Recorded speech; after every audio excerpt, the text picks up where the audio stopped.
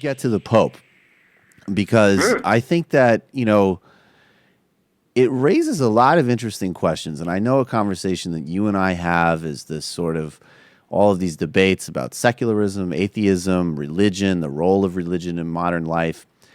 And I think that the Pope is a really fascinating figure because obviously he's upsetting the right a lot. Because, and Hmm. ironically, because he's actually just sort of giving a robust articulation and support of Catholic doctrine when as applied to social justice issues, development issues, and environmental issues, but clearly also his tone and his sort of points of emphasis are, I guess, what we're associating now or calling left, which is sort of another conversation. I mean, I think they are left, but I think they're also pretty commonsensical. So, how do you, before we sort of broaden the conversation, as a pretty secular oriented guy, what do you think about the Pope in this in certain areas? Obviously, we'll get to areas of criticism of him as regards to sexuality, gender, and contraception, those issues. But certainly on the issues that he's mainly speaking about, I mean, would you think he's actually kind of a progressive voice in today's Well, it's world? interesting. It's interesting the low bar that we have for people, for religious people, Mm, right? I mean, he's progressive within the context of believing a bunch of batshit crazy things that were written down thousands of years ago before people understood the germ theory of disease or that the Earth went around the sun. So he's good. But we always, and we do this with Islam all the time as well, and you and I talk about this a lot, we set a very, very low bar. We talk about how in Indonesia, the Muslims are stoning adulteresses all over the place. Well, okay, good for them. If you remove religion from the equation, we wouldn't expect that to be a good thing, to be an admirable thing, the mere absence of stoning adulteresses. So I kind of feel the same way about the Pope. It's good to have him on side. Better him than one of his really conservative cardinals being Pope and telling everyone, then constantly banging on about how terrible abortion is and how horrible gay people are. right.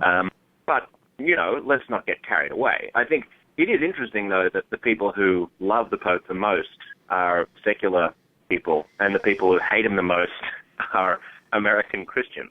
Well, Like, that's, have I you mean, seen and some of those there's mashups liberal of people in conservative American Christians? there's liberal people in the Catholic Church who are quite happy that there's this sort of push to left. But before we get into that Sure. bigger conversation, I mean, the thing though that strikes me that again, and this is one of these things, whether we like it or not, and we could just sort of say, okay, whatever, religion's just these sort of ancient discredited dogmas. I know that that's your view, but I think the thing that's also interesting about the Pope, and it is again, whether we like it or not, it is coming from this Catholic tradition and all that it encompasses is that it's not just that he's saying the right thing on poverty or global warming. He's trying to, and again, obviously from a religious tradition, which gives and it takes, very much so, but he's trying to articulate a different ethic and a different frame of reference for what the priorities should be in today's world, right? So he's kind of calling back to people who I would be in that Catholic tradition, but a guy like, Well,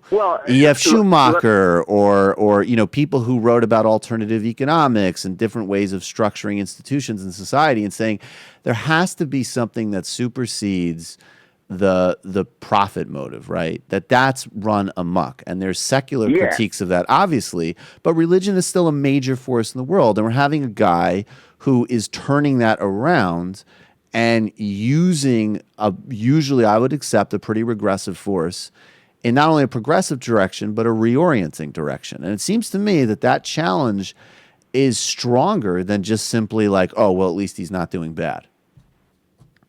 Uh, in the context of the fact that there are 1.2 billion Catholics, I agree with you. In the context of the fact that we're not going to have everyone turn around and become an enlightened secular agnostic overnight. That being said, They can't all be me, I man. think you have to. I think you also have to think about.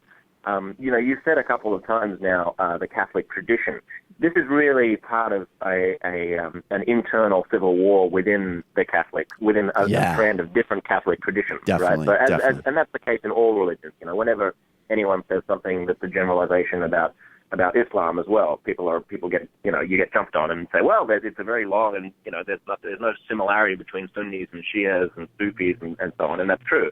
In Right. the same way, within Catholicism, there is an American tradition of quite conservative Catholicism, which is sort of in parallel to American evangelical Protestantism, which gets hung up a lot on birth control, on abortion, on these social issues.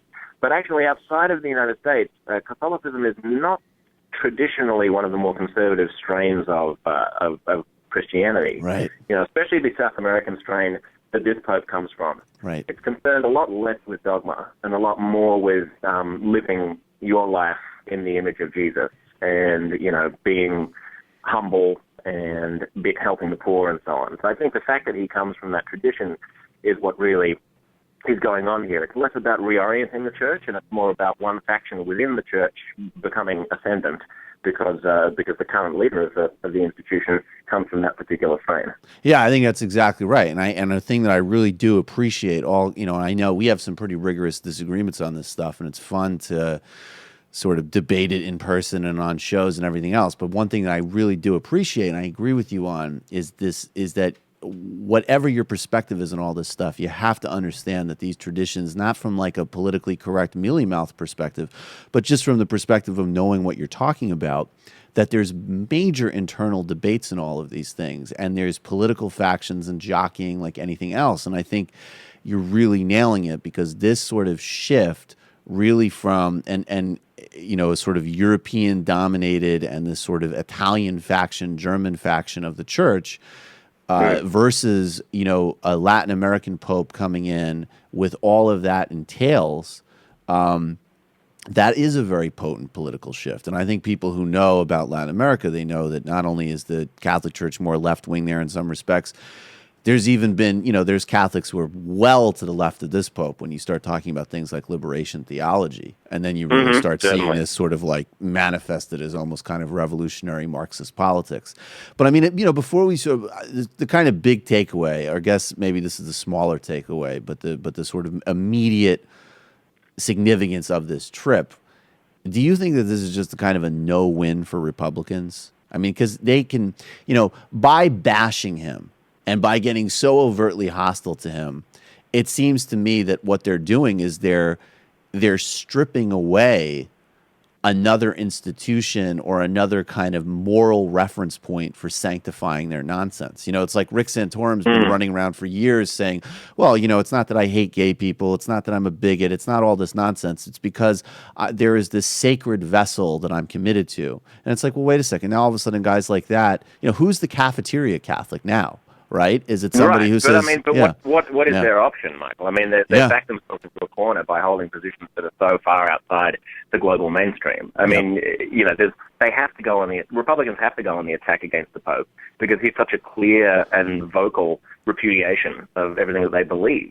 They can't take it lying down. So yes, I agree that it's basically lose-lose for them. And increasingly the Republican Party is just becoming a rump that appeals only to white, aging, racist, and evangelical Protestants for whom abortion and persecuting gays are the number one issues, and everything else takes a back seat. I mean, if that is your audience, then it plays well to go hard against the Pope who airs a vision of religion that's less theocratic than your own.